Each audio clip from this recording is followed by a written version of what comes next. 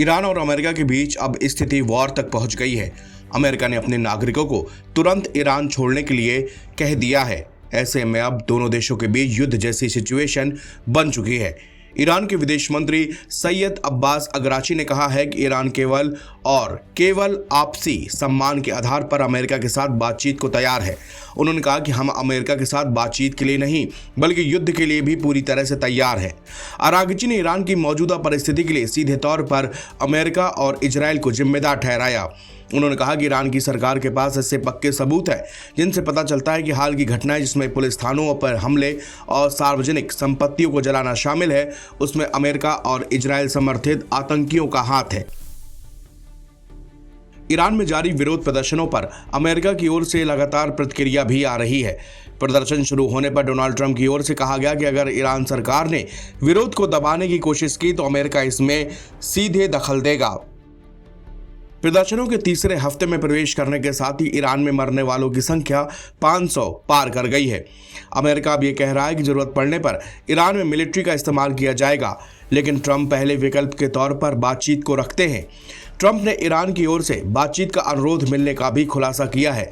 ऐसे में दुनिया की नजरें इस पर टिकी हैं कि अमेरिका का ईरान पर अगला कदम क्या होगा। दी वर्ल्ड जोन ने अपनी रिपोर्ट में ईरान में बढ़ते विरोध प्रदर्शनों और अमेरिका की संभावित प्रतिक्रिया का विश्लेषण किया है। व्हाइट हाउस की प्रेस सेक्रेटरी कैरोलिन लेविट ने कहा है कि ईरान के विकल्पों में सैन्य हमले, साइबर अटैक, नए प्रतिबंधों को मंजूरी देना शामिल हो सकता है। ट्रंप ने ईरान के साथ व्यापार करने वाले देशों पर भी 25% का टैरिफ लगाया है। अमेरिका की ओर से हवाई या समुद्र में कोई बड़ी सैन्य हलचल के सार्वजनिक संकेत ईरान के पास अभी तक नहीं मिले। कार्गो विमानों, टैंकरों या सामरिक विमानों की कोई बड़ी आवाजाही नहीं हुई है। इस क्षेत्र में किसी विमान वाहक पोत को स्थानांतरित करने की कोई बड़ी योजना फिलहाल नहीं देखी गई। हालांकि अमेरिका सेना वाहक के बिना भी कड़ी कार्रवाई में सक्षम है। अमेरिका के पास क्षेत्र के जमीनी ठिकानों पर हवाई शक्ति मौजूद है। इसमें कतर, सऊदी अरब, संयुक्त अरब अमीरात और जॉर्डन शामिल है। अमेरिका B-2 बम वर्षक ईरान पर हमला करने के लिए सीधे तौर पर मिसारी के विटमैन एयरफोर्स बेस से उड़ सकते हैं, यानी कुछ घंटों के भीतर अमेरिका हमला ईरान पर कर सकता है। ईरान के पास छोटी दूरी की बैलिस्टिक और क्रूज मिसाइलों का भंडार है। बीते साल इजरायल के साथ 12 दिन के युद्ध के दौरान ईरान ने अपनी मिसाइल ताकत दिखाई थी। हालांकि ईरान आंतरिक समस्या की वजह से फिलहाल अमेरिका से किसी टकराव से बचना चाहेगा। उसका ध्यान फिलहाल प्रदर्शनों को दबाने पर है।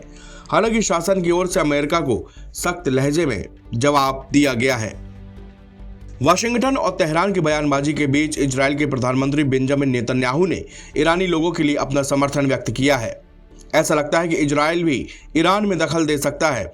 हालांकि एक सीनियर IDF अधिकारी ने अभी बताया कि निगाहें सभी की ट्रंप पर टिकी हैं और अमेरिका की ओर से ईरान में कब और कैसे हस्तक्षेप किया जाएगा। ईरान ने जवाबी कार्रवाई में इजरायल को भी निशाना बनाने की बात कही है।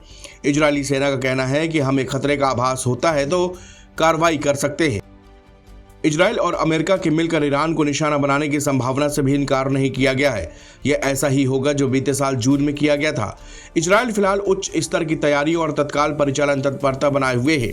कई मायनों में यह स्थिति एक व्यक्ति के निर्णय लेने में केंद्रित प्रतीत होता है। यह तय है कि इजरायल फिलहाल सीधे ईरान से उलझना नहीं चाहता, उसकी नज़र ट्रंप पर है।